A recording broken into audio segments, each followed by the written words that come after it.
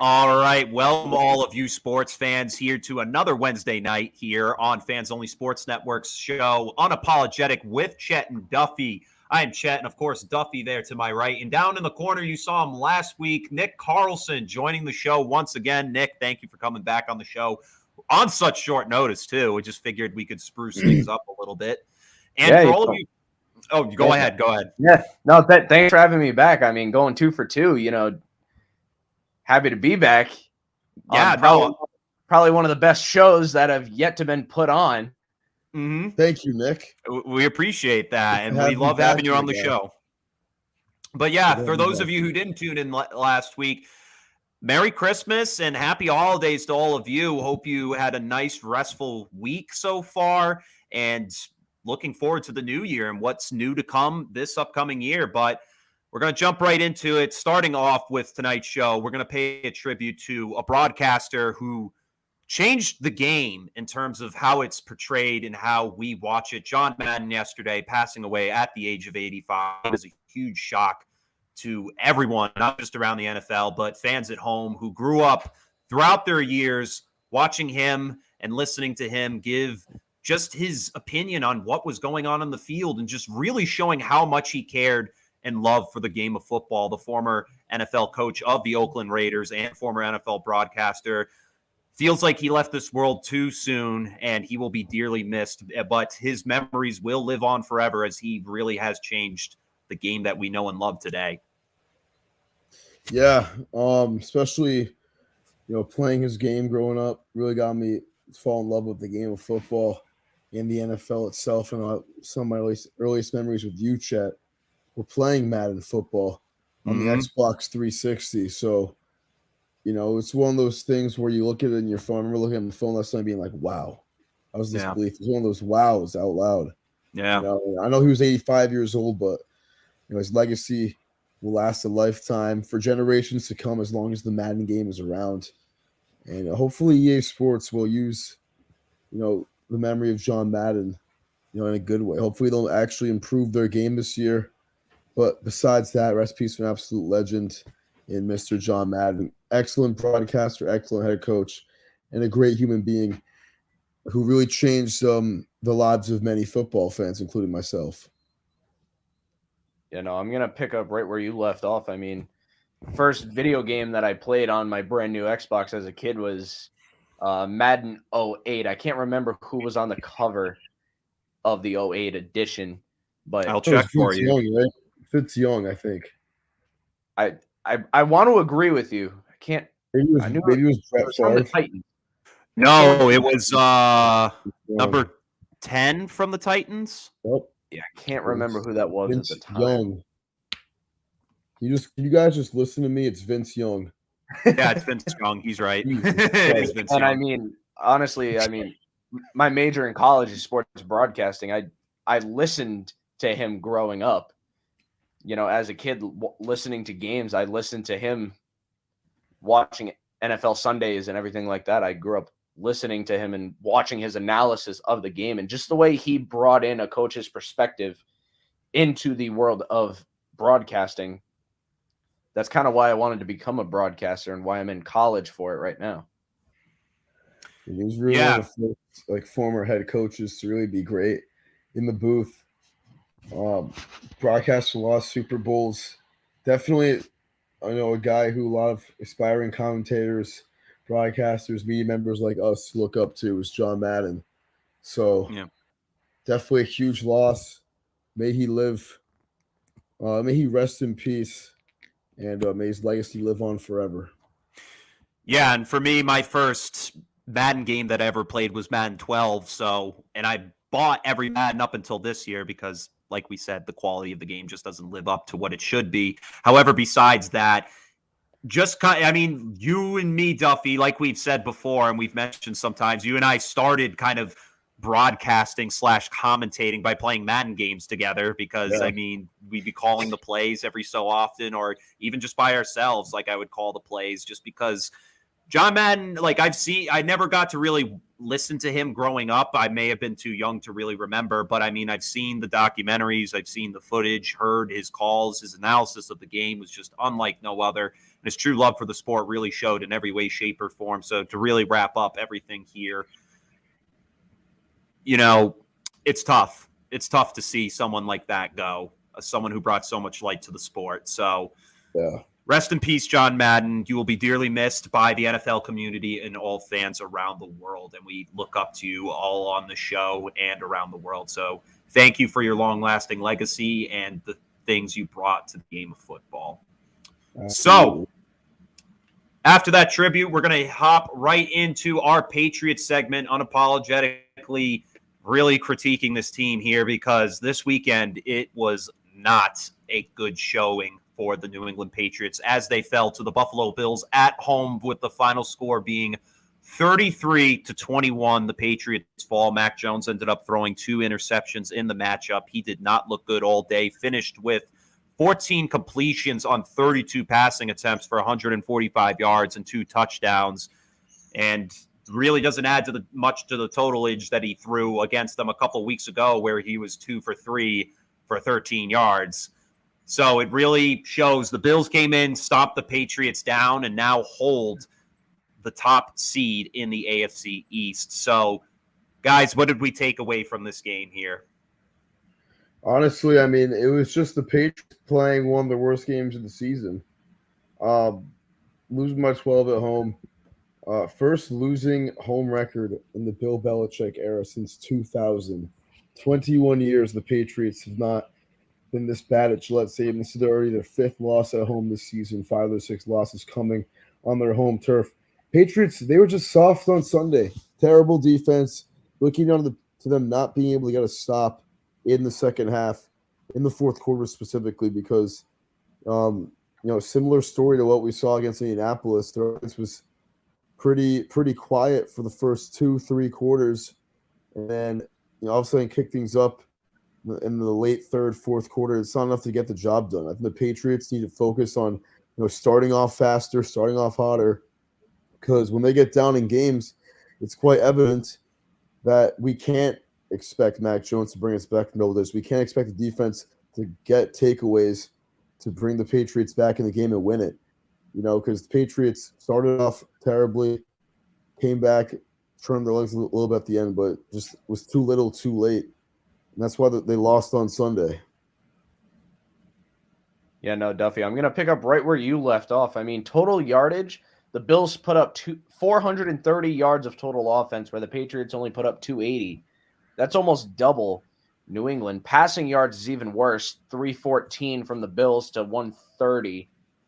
And the stat that really kind of points out the whole game to me, the struggling on third down. The Patriots could not convert on third down to save their lives over their last game. The Bills went at 50%, 6 out of 12 on third down. The Patriots, a pitiful 1 for 10.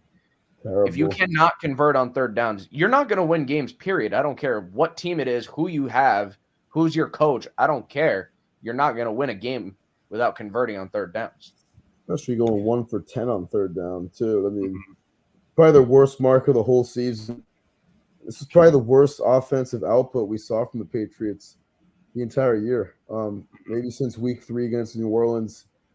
Mac Jones, 14 of 32, I believe it was. I think that's what you just said, Nick. Yeah. 2 picks. Only averaged just about 4 yards per attempt. I mean, that's just not going to get it done.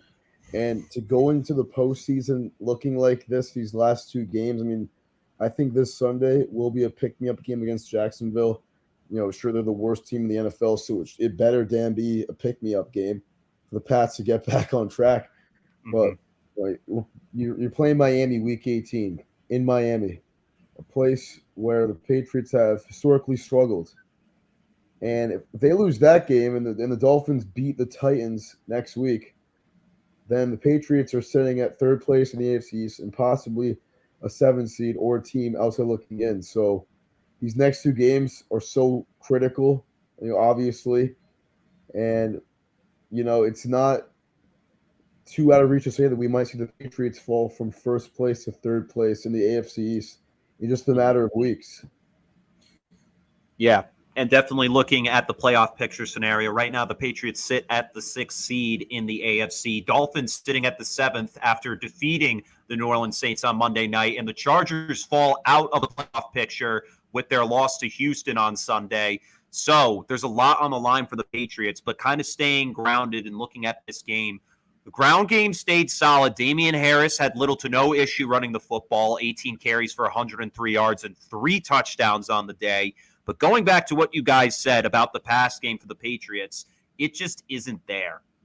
And the Saints game that they had going back to week 4 was easily their worst game until this week.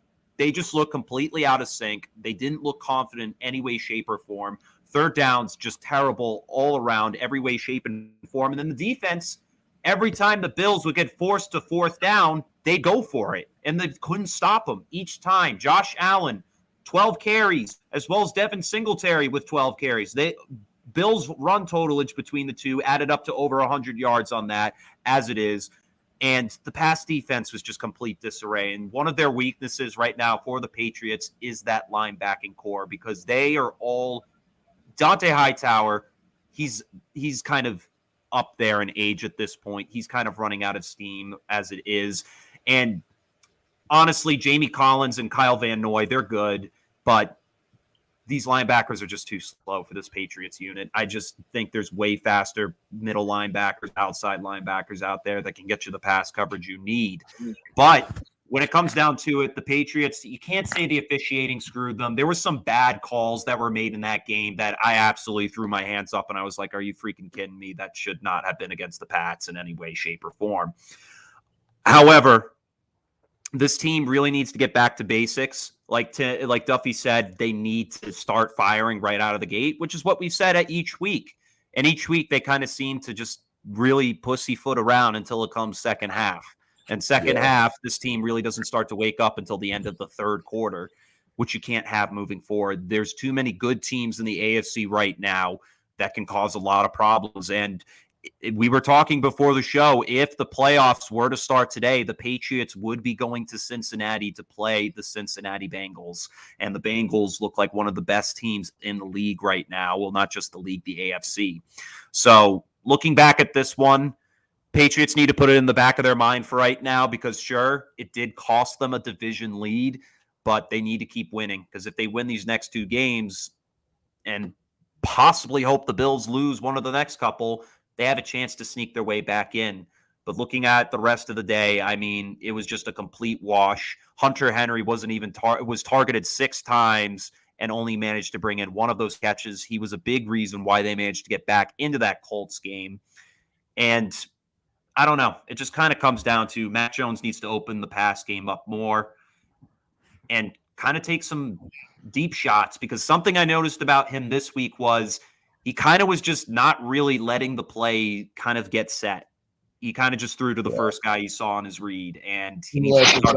The play wasn't developed yet, and he didn't let it develop fast enough, and he's a rookie, so I get it. You got to give him some slack, but if we're going to the postseason, that needs to change big time. So a lot of improvements to look into next week. The run game, I think, is picture perfect right now. It is where it needs to be. Damian Harris did his job, got all 3 of the Patriots touchdowns in the game. However, the pass game needs a lot of work going forward.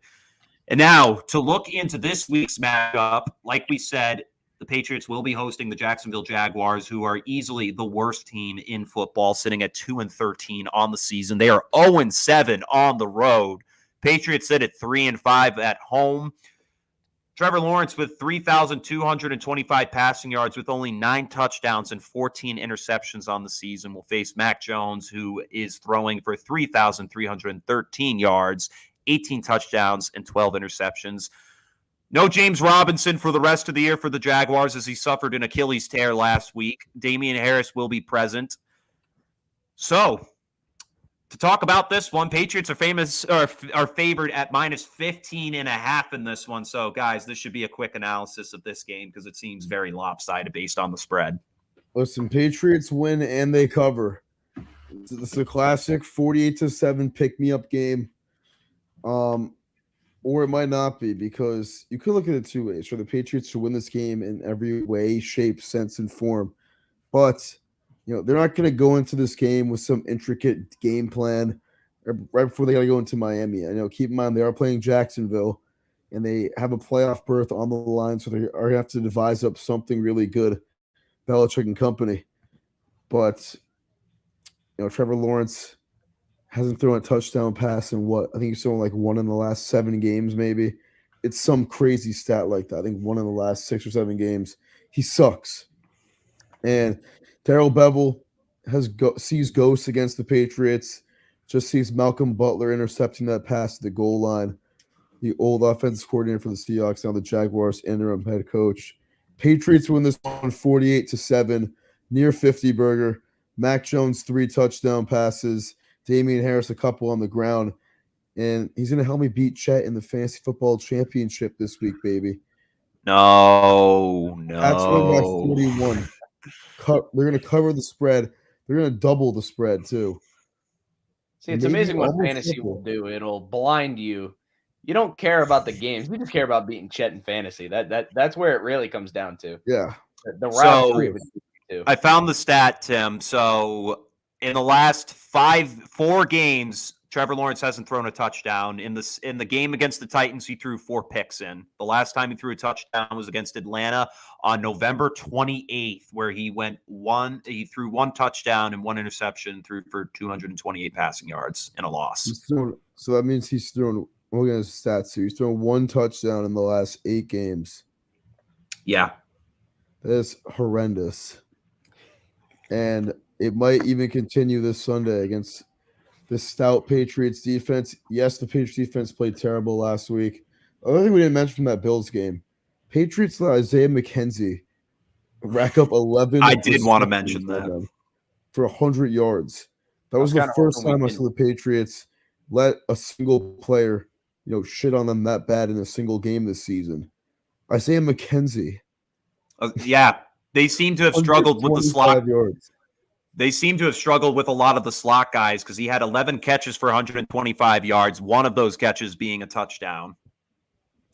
So, kind of looking at this one for me, once again, Duffy, I have to agree with what you're saying here. I just don't see any way, shape, or form that the Patriots will lose to Trevor Lawrence because, he's hot garbage. And I would be stunned if this guy would actually put up a fight against us. Could be a trap. You never know. But to me, I think it's just too favorable of a game for the Patriots to really fumble around on. I think that we'll see them drop at least 30 points on this team and walk away with a win to get themselves a little more positive when they make the road trip to Miami. I'm going to predict a final score of 35-10. I'm going to keep rolling right along with what you guys said. I think the Pats will dominate the Jaguars. I don't think Trevor Lawrence is hot garbage. I think he needs to get the hell out of Jacksonville and period. Yeah. I think when there's actually a team around him, I really think he should maybe stay in Florida, go to Tampa, serve as a backup under Brady, get some of that, veteran to rookie, combination coaching together. Freezing in here right now, Nick. Freezing, dude. So whenever the hell Brady decides to retire at age 65 or whatever, Drew, he's right there to take over. And the way Tampa has made their team, it's a build to win now. They're not a future up and coming team. They're made to win now. In 5 or 6 years, I think they're going to start kind of falling back down to irrelevant. And then they'll rejoin the Jags, the Jets, the Lions. But the Patriots, as you said, Trevor Lawrence, the greatest prospect ever, should wait 5 years behind Tom Brady. Oh, well, I don't think I would not call him the greatest prospect ever. Think Jacksonville needs a new he's been hyped up to be the greatest prospect of all time. I don't think he should be a backup because I think he has starting potential. Yeah. They need a new head coach. They need to fire everybody and restart. I was going to say this. This guy's too good to be a backup. To Tom Brady for multiple seasons. Just knock the whole building down. Just get rid of the foundation and just build it back up. This is I think this is a true sign of this didn't clearly work. We need to go in a complete different direction.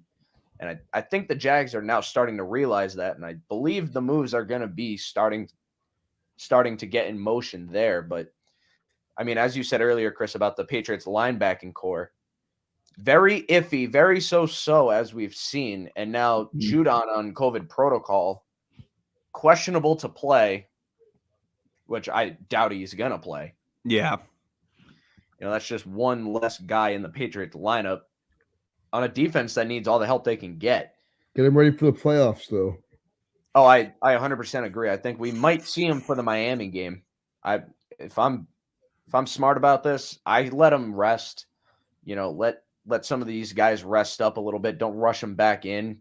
You got basically a dub on a silver platter that is just waiting to be handed to you. Yeah. Take that, run with it, and then just get ready for Miami because, as you guys said, New England struggles in Miami. Yeah. For some reason, Gronk just trips on the grass, lets him walk right in. Yep.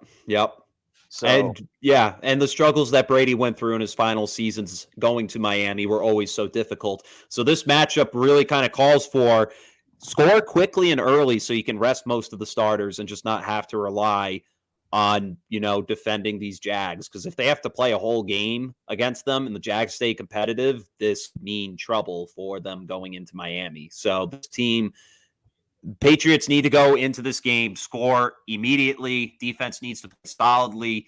And Mac Jones just needs to have an excellent day all around because he needs to have confidence going into Miami the following week because that is going to be a tall task to have, especially with playoff clinching scenarios on the line. This team knows it can make the postseason. It just comes down to this game to really push them forward over that hurdle. So Pats lose to Jacksonville. I'm going to put $200 on Miami in Week 18. 200. This guy 200. really doubts the Patriots. We're going to put 200 Belichicks on the Dolphins. If the Pats lose to Jacksonville. If they do, okay. Yeah, no, I see what you're saying. I'll slam that opening line. Ooh. Like Dolphins -1, and I'll slam it. And you'll slam it. What an adjective for that. But all right. My score prediction for that, I got to go. I'm going to say 35-7 in favor of New England. Okay, solid. Solid scores all around in favor of the New England Patriots. Hopefully they can take down the Jacksonville Jaguars. That game will be at 1 p.m. on Sunday Eastern in Foxborough, Massachusetts. So obviously tune in for that one. The Patriots definitely need a win this week. So now heading into week 17, what usually is the end of the regular season is extended after the rules made a week 18 block. But it's still time to talk about playoff clinching scenarios because a lot of teams have already made the postseason. And starting off with the AFC to kind of look to see what teams have made it in. The only team that has a playoff berth as of this moment is the 11-4 Kansas City Chiefs, who after their win last week managed to secure the AFC West for the 5th straight season. So now teams that are still in the hunt for the postseason are the Tennessee Titans, the Cincinnati Bengals, the Buffalo Bills, the Indianapolis Colts, the New England Patriots, and the Miami Dolphins. So and then in the hunt right now for the AFC, the Los Angeles Chargers, the Las Vegas Raiders, the Baltimore Ravens, the Pittsburgh Steelers, the Cleveland Browns, and finally the Denver Broncos.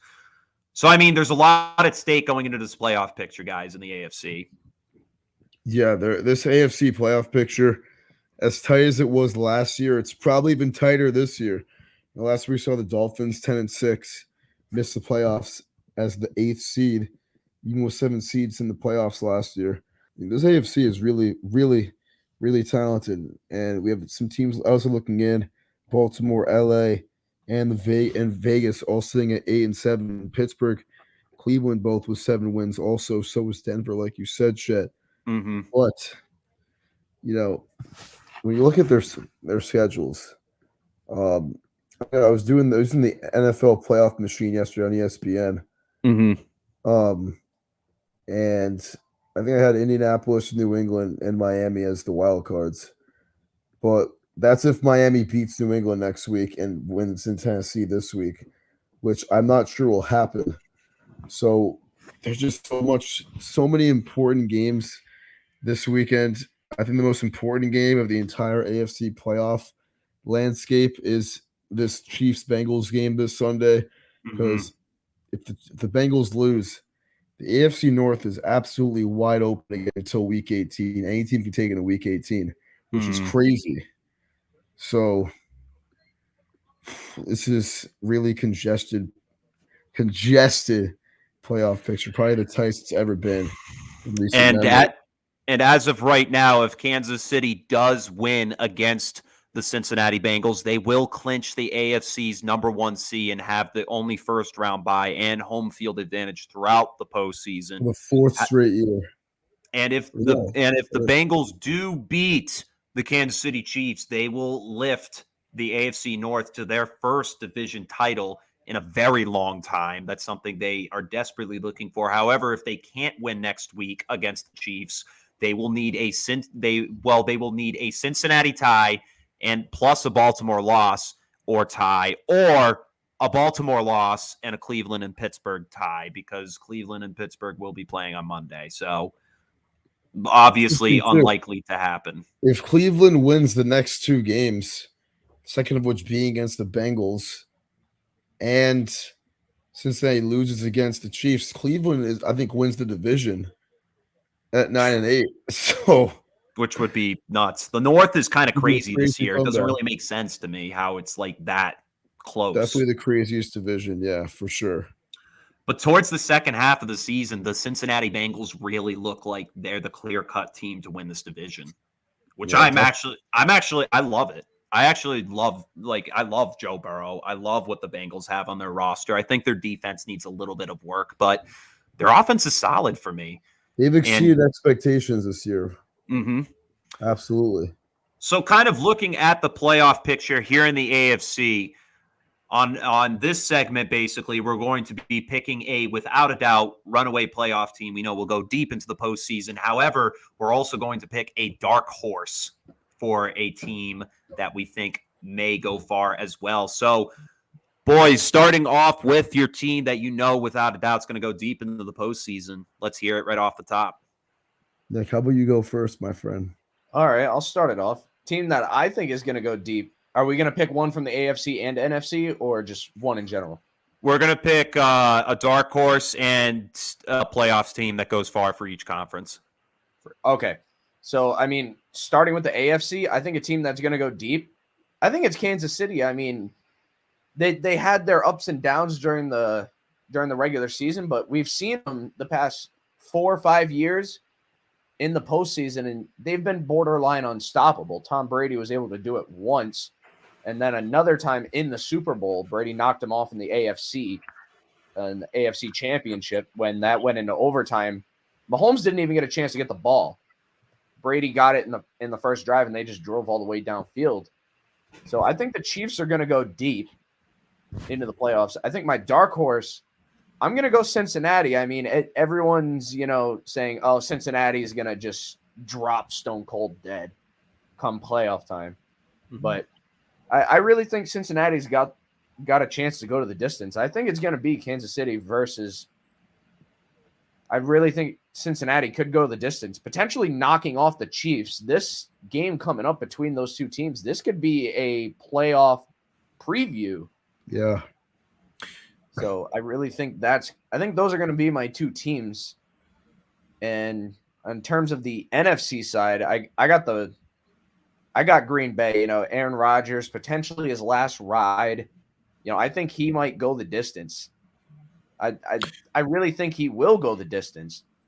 And my dark horse, I'd say hold off on the dark horse because we haven't gotten into the NFC playoff picture. But I'll hold off on my dark horse pick. I'll hold off on that.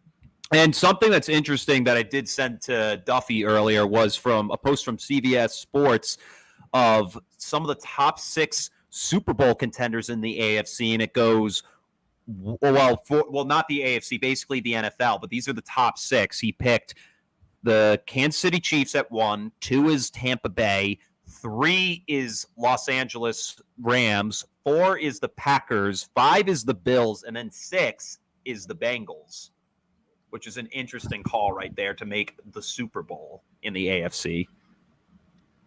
But in terms of my team that go ahead. I was saying it's a hot take. You can go first, Chet, too, if you'd like. It is a hot take. I'll go first for the NFC part. Yeah, sure. You know? So for me, the team that I absolutely think, without a doubt, is probably going to go deep into the playoffs. I mean, I'm going to have to agree, Nick, the Kansas City Chiefs. I mean, just the way they set themselves up on their win streak these past few weeks. They struggled so much in the beginning of the season, but this team got hot at the right time. They made their second half adjustments like they needed to, and they're cruising ahead right where people thought they would be right at the beginning of the season. And that defense really has improved all around. They were ranked one of the worst in the league, have now jumped up several spots because of that.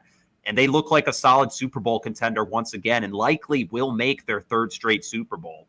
However, a dark horse that I think could definitely go further than most people expect, that I think can contend with a lot of teams here, is the Indianapolis Colts. I mean, I know Carson Wentz is out with COVID this week. He will not be playing. I think Jonathan Taylor right now is the league's best running back. He could potentially be the future of rushing in this NFL, in this league, I should say. But the Colts, one of the best defenses in football, have a very solid offense. Rush offense is best in the league in terms of passing. Carson Wentz is balanced. He spreads the ball out as he should. Michael Pittman Jr. has proven to be a huge target for them. And they've caused a lot of teams problems going into Buffalo and blowing them out a few weeks ago. That made the whole league go bananas, and that's basically where this Colts team really started to go off. And a defining win against the Patriots and the Cardinals puts them in a good dark horse conversation. So for me, I think the Colts could be a team that people need to watch out for come postseason. Yeah, I'm going with the same two teams as you, Chet. Chiefs and Colts. Chiefs, obviously, number 1 seed. I knew when they were 3 and 4, they were still going to end up with number 1 seed somehow. And here we go. We're in the same position again. As long as the AFC is going through Arrowhead and there's no Tom Brady in the AFC, I think the Kansas City Chiefs are winning the AFC. Mm-hmm. And I don't see any team, even the Patriots, going into Kansas City and beating that team. So the Chiefs going Super Bowl, I think, in my opinion. Dark horse in the AFC. I love the Indianapolis Colts pick. Picked them last week against the Cardinals. A big test for them. They prevent, their defense is so good. Their run game is so elite, obviously, with Jonathan Taylor. And they can win in many different ways. We've seen them win games where Carson Wentz throws 3 touchdowns and 35 pass attempts. And then we saw them win against the Patriots where he only completes 5 passes and they just dominate time possession the whole game. Great coaching from that team too, with Frank Reich. And I think that's a roster with all the weapons they have and their coaching. I mean, we saw them almost pull off the upset in Buffalo last postseason. They nearly did. I think that's a team that could go to Cincinnati, could go to Buffalo, could definitely go to Tennessee, and probably win all 3 of those matchups in the first round. And I think, they're honestly probably the biggest test to Kansas City come playoff time. And also a big stat line that we forgot to mention, playoff clinching scenario for the New England Patriots that we didn't get to mention in the last segment was New England will clinch a playoff berth this week if they can get a win over Jacksonville and Miami is defeated by the Tennessee Titans. They will clinch a playoff berth if that occurs. So that is a huge scenario for the Patriots. So a win is a must this week. Yeah. But shifting focus to our other conference, the NFC, already 5 teams have clinched playoff berths. Packers clinching their division a couple weeks ago already. They sit at the number 1 seed, followed by the Dallas Cowboys at 2, who have also clinched their division. They are only 1 game behind the Packers, but as of right now, the schedule, it could be a tough one. Packers do play the Vikings this week, and the Cowboys do face the Cardinals at home, so those will be some interesting games. But then you got the Rams at the 3 seed. Then you got the Buccaneers at the 4th seed, who have also clinched their division. And the Arizona Cardinals sitting at number 5. They did lose to Indy, but with some help from the Rams, who beat the Vikings, they pushed them ahead to maintain a playoff berth. They are one game out from first place in the NFC West. However, these teams have already played each other twice, I believe. Rams and Cardinals, yes, they split the season series. Yeah, so they need some help there. But then finally, sitting at the final playoff spots, you got at number 6 in the hunt, the 49ers and the Eagles both in there. Eagles sitting at 8-7 and the Niners sitting at 8-7. But then in the outside of the picture right now, trying to get in are the Vikings sitting at number 8. They fell out of the playoff picture last week after their loss. And then the Atlanta Falcons at 7-8 still have a chance to make it in. They play the Bills this week, however. And then the Saints playing the Panthers this week at 10, and at 11, the Washington football team. They play the Philadelphia Eagles this week. So let's talk this out, guys. What do we think from this playoff picture? This NFC playoff picture, it's really interesting because it's just a big gap in between the good teams and the rest. The 5 really good teams, like you said, who have all clinched playoff berths. I like this NFC playoff picture a lot. I think there's a lot of competition, a lot of good football to be played, a lot of interesting matchups that we may be able to see. I'm really surprised about the Philadelphia Eagles mostly because sitting at 8-7, watching them the first month or so of the season, I did not expect them to be in this situation at all. They looked really sloppy on offense and really terrible on defense too. But he really picked some things up. But in terms of a contender, I think in the NFC, I'm gonna just go with the defending NFC champs, Tampa Bay Buccaneers. And I don't know how far they're gonna go. I think they're gonna go to at least the NFC Championship at the very most, unless they play Green Bay in the second round. Because I think this could be the year Green Bay beats Tom Brady, beats the Tampa Bay Buccaneers in the postseason, and puts themselves in the best position to make the Super Bowl. We have not seen Aaron Rodgers and the Packers in the Super Bowl in 11 years now. 11. I was in 4th grade when it happened. That was the last time it happened. It's crazy. I think this could be it. So, but I know Nick was already saying Green Bay. I didn't want to mess up his Java right there. I'm just going with the obvious Tampa Bay Buccaneers as my, contender in the postseason because they will be in every game no matter what, as they always are. Yeah, for me right here, my obvious pick, I'm going to have to side with Nick here. I'm going to go with the Green Bay Packers. And obviously people have always said, well, the Packers are a regular season team and, they go to the postseason, they choke. And yes, I totally agree. We've seen it time and time again. If you denied it, you're basically just blind to the fact. However, I think this team is a lot different this year. This is likely Aaron Rodgers' final season in Green Bay. We may never see him in a Packers uniform ever again after this season. So everything's on the line for this team. I think they got his back going to the Super Bowl this year, and I think this team will bring some havoc to the NFC playoff picture. That's the thing, though. If they win the Super Bowl, is he really leaving Green Bay? I don't know. It sounds pretty set in stone that he wanted doesn't really make out. any sense. So a ride off into the sunset in a different way. Maybe Aaron Rodgers will try to choke a game or two so we can have a good reason to leave. Yeah. I don't know. Yeah, you never know. I mean, we all know Rodgers has had such a tough time with the Packers organization. They really haven't been at the best odds.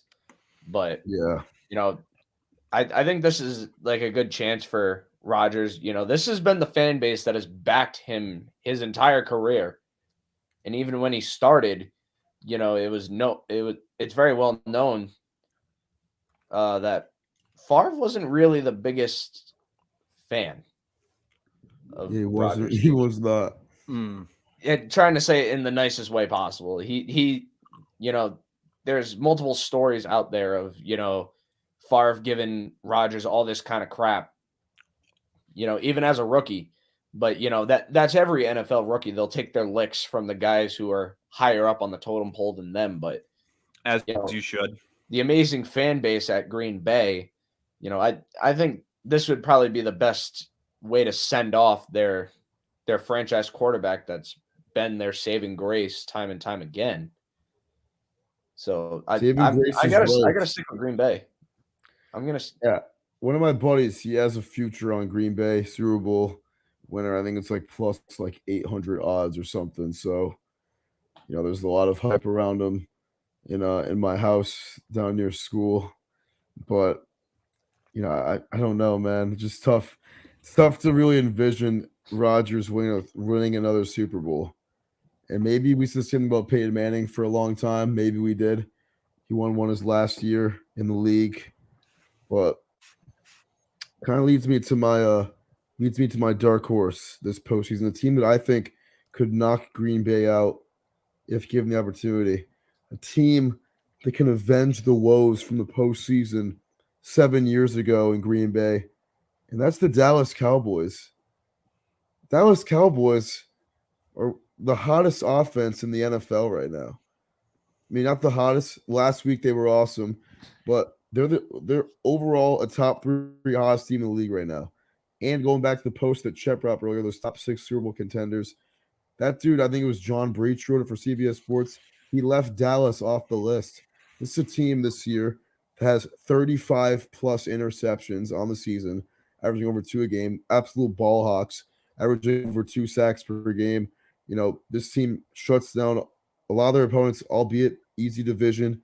A lot of terrible quarterbacks they've been playing, but when they, gather together, play as a team, get things going, they're pretty much unstoppable.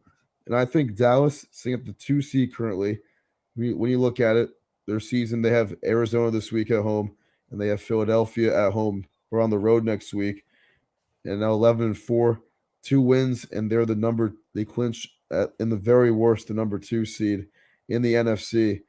And I'm calling them a dark horse because people doubt them still.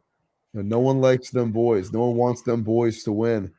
Yeah. And I think them boys is the best Cowboys team we've seen in years. Mm-hmm. And with Zeke getting healthier, with Dak hitting his groove, we saw him in the first half last week complete, I think, 19 of his first 20 passes against Washington. I mean, it was crazy. This guy's excellent under the lights. And I think there's a really high chance compared to the rest of these dark horse teams that the quarterback making their coming of age moment in the NFL postseason this year is Dak Prescott. And I think he could beat Aaron Rodgers. He could beat Tom Brady. We almost saw it in week 1. We almost saw him beat Aaron Rodgers in the playoffs before. Mm-hmm. People forget how good this guy is. And I think Dallas, I think they're as annoying as those Cowboys fans are. They're a team that can go to the NFC Championship with ease. Yeah, I mean, normally I would disagree with that, but I mean, this year, I've mentioned it before. We've mentioned it several times before on the show. The Dallas Cowboys are a completely different team this year. We're talking about a defense that has really stepped up. That secondary's gone stronger than ever. That pass rush, as you said, improved tremendously. They're getting in on the quarterback much faster. And then that offense, my God, I mean, that's been their staple these past few years. And Dak Prescott, even coming off that leg injury from last year, still hasn't skipped a beat. Last week, we saw him go 28 for 39 for 330 yards and 4 touchdowns. It's just I'm pretty sure all of those 4 touchdowns came in the first half, if I'm not mistaken. I remember he had 27 completions in the first half. So he only had to complete 1 pass in the second half. Yeah. They were up 42-7 at halftime. Yeah. This team 300 yards in the first half. This team is very unbelievable with what it has to bring to the table. However, for me, I just don't see them as a playoff experienced team that can go that far. That's just me. And for me, my dark horse is going to be a lot different. And I know, sure, as of right now, I'm saying the Packers are going to be the number 1 seed going into it. I know who you're going to say. But I think the team that could take them down potentially. Can I take a guess, please? No, I'm just going to say it because you're probably right. Is the Los Angeles Rams. I think the Rams. Matt Stafford has gone through his sucky woes, and he still kind of is as of last week, throwing 3 interceptions. However, this is a team that has been to the postseason. The Rams have been there. They know what it takes. This is a Super Bowl defense that is basically ready to go and take down Aaron Rodgers. We did see them get stomped in Lambeau. However, the score looks a lot closer than what the game actually was. However, they were able to get into striking distance within that game. For me, I think LA can do enough to get to that stage. Do I think they'll take down Green Bay? I don't think so. But for me, I think they're a sneaky team because they're experienced. They have players that have been there. Matt Stafford, I'm sure he'll be on point as the season comes to a close. And I think they'll make a good push to try to get to that NFC Championship. You know, I'm gonna very well coached team too. So, I mean, Chet, I have to agree with you there. Stafford finally getting out of the hellhole that is Detroit. Everyone said he was washed. What the hell is LA doing? You're getting rid of Goff for Stafford. Like, everyone thought that was such a robbery of a trade. But I mean, we've seen what Stafford can do when there's actually a team around him and an organization that actually believes in him. So I got to agree. I think the Rams are going to be a dangerous team to beat.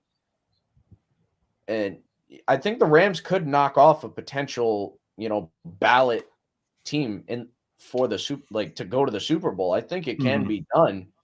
It's all going to depend really on how the playoff bracket is going to come down to. Yeah. But I really think the huge upset of the year is going to be the Cardinals knocking off the Cowboys. I think the Cardinals are going to knock them off. Hot take. Ooh. Wow. I was looking at the probabilities earlier. Do you care to take a guess on?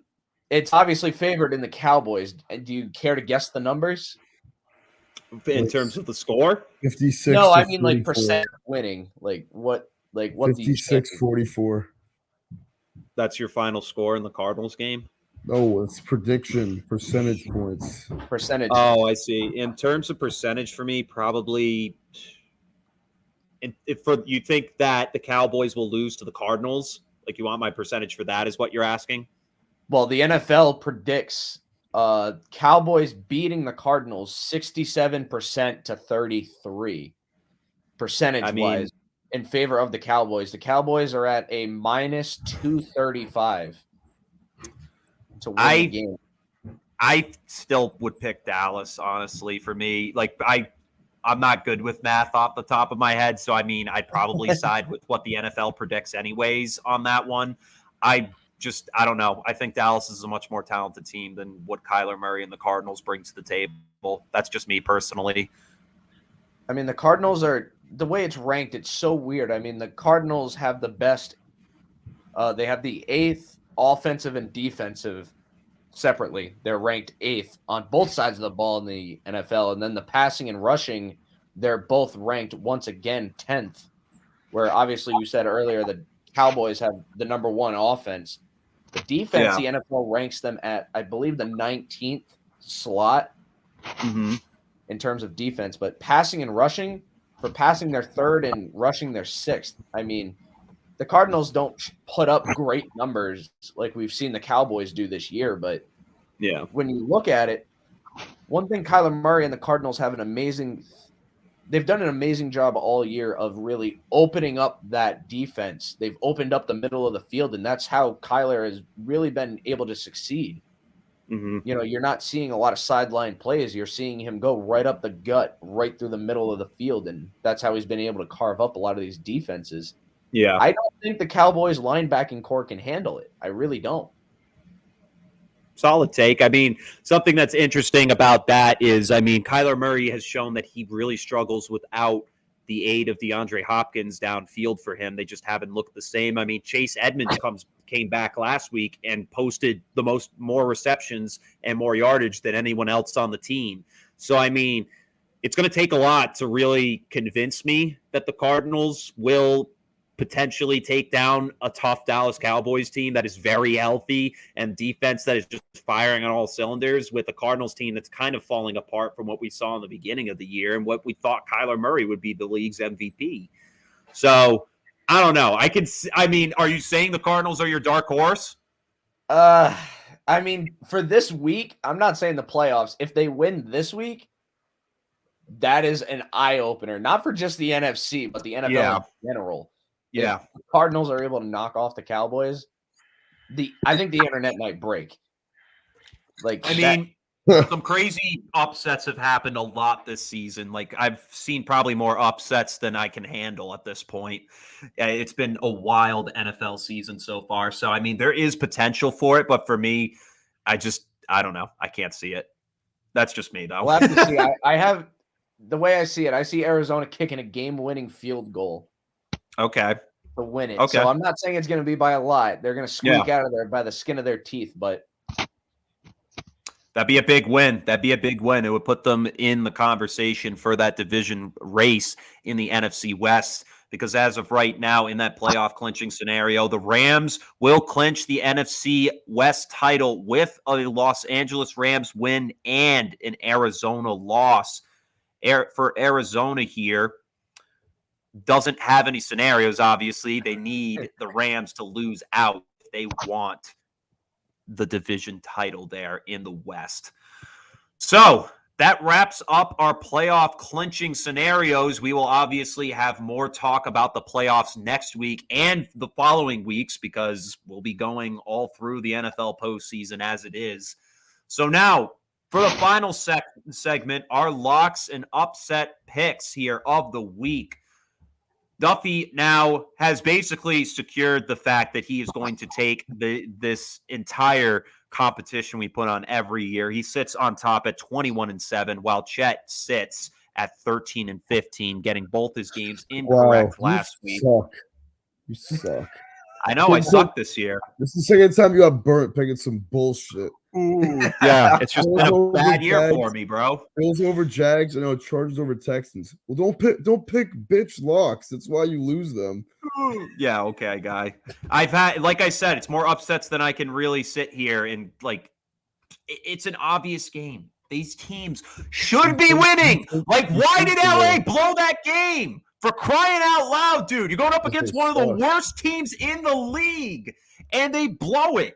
Justin Herbert looked like crap. The whole offense, the defense, what is wrong with them? I mean, the Chargers every single year manage to choke, and they are just choke fiends. Even getting rid of Anthony Lynn didn't fix anything. I don't know what the hell is going on in that organization, but god damn it, something's got to change, because they are on the cusp of missing the postseason because of that bullshit from last week. So I know this pick's probably going to end up being bullshit. Both of my picks are probably going to end up being bullshit. So I'm going to start right out of the gate, Tim, because you got me riled up with that insult. Yep. So I'm going off with a lock here. And you know what? I'm being bold this week. I am taking the Tennessee Titans over the Miami Dolphins this week. I know the Dolphins, they opened the season with a win in New England, lost 7 straight games, and then won 7 straight games. They are the first team in NFL history to ever lose 7 straight and win 7 straight in a single season. However, that win streak is going to come to an end this week. A.J. Brown came back better than ever last week, posting big numbers. Big numbers. I expect him to do the same thing. Julio Jones still in the lineup. And that run game, it's done its job effectively. But Ryan Tannehill's been good these past few weeks, and they're going to get Derrick Henry back in a couple more. They're looking for a playoff push, the Titans, and they're not going to let some sorry-ass Miami Dolphins come in and put some bullshit up on the board on them. Hell no. That Mike Vrabel's coached that defense to be very effective and very solid. I just do not see Miami coming in. I'm going to see Tennessee force Tua Tagovailoa to make a lot of mistakes in this one, and I'm going to say the final score is going to be a final of 30-17. You know what, Chet? Thank you for picking that as your lock, because god damn it, Dolphins over Titans is my upset of the week. 7 in a row, averaging just over 11 points per game in that time span. Defense playing absolutely fantastic. And Chet, I'm already up $10 on you from last week. We can keep a tab. You can Venmo me $20 next week when you shake my hand. Yeah, no, that's exactly what I was just going to say. Is let's bet on this. I was going to say, are we going double or nothing? I was going to say, you guys are about to go double or nothing. Dolphins win this game. Pats will go to Miami week 18 and they're going to fight for that 6th seed.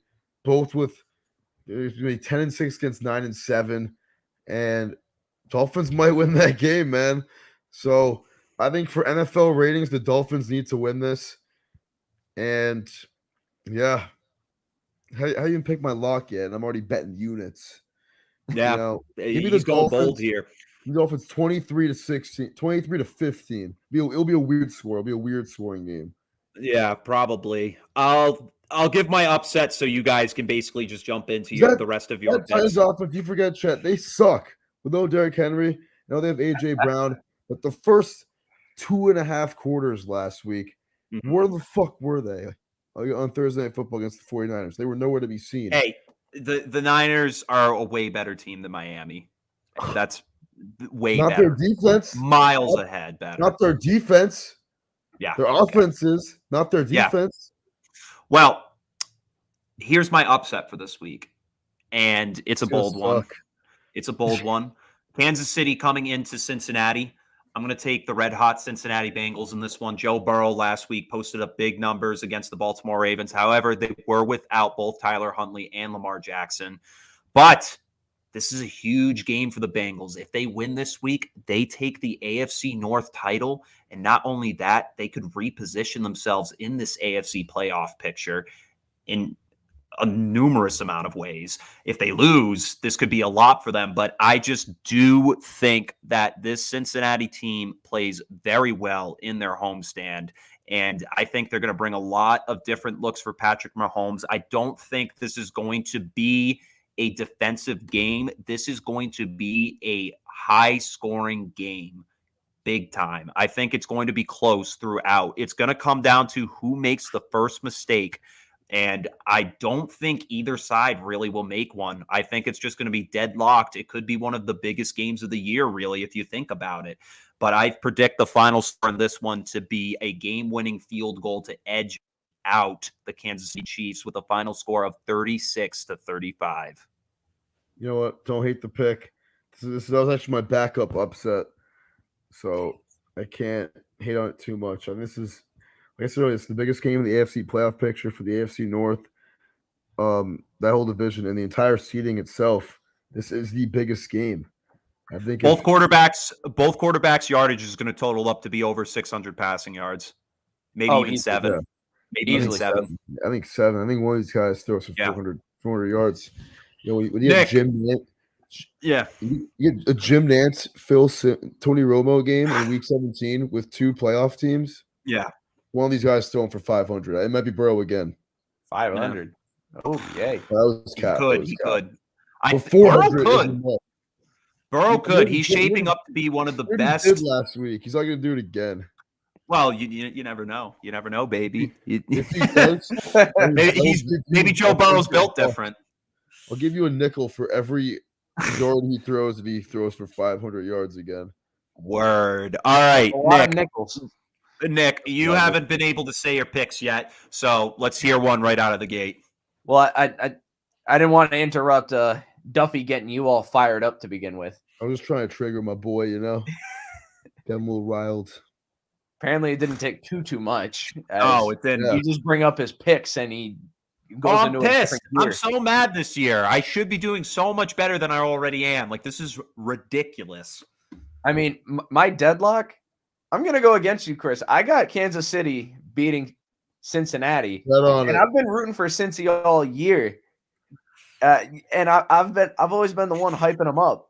You know, I'm going to go against you here, and I think Duffy might be trying to hype me up a little bit. $10. Bet on it. Let's go. Bet on it? Come on. No, guy. I'm not betting. Let's go. I'm already in a bet. I'm not going to do another one. What am I, a crazy gambling freaking addict? No. Yeah, you're a degenerate. No, we're going to start our own gambling ring here in the Fans Only Sports Network. That is a thing. That's what Ron was telling me and Tim the other day, potentially. We'll get that going, and then I think for my JK, my upset. I mean, I really think it. I think not Kansas City. Carolina stands a chance of knocking off the Saints. I don't know. I've had such a tough time trying to get a good read on the Saints all year. Mm-hmm. Ranked second to last in offensive and passing.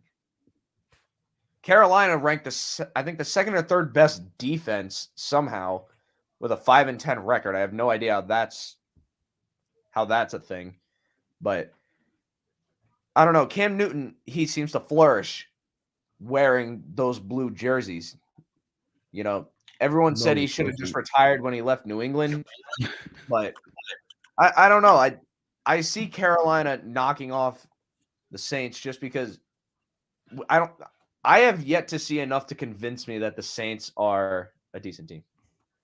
No, I think they're probably one of the fakest teams in the league. If Taysom Hill plays next week, then I'm gonna have to disagree with that. If Ian Book's playing, though, give me the Panthers and the under.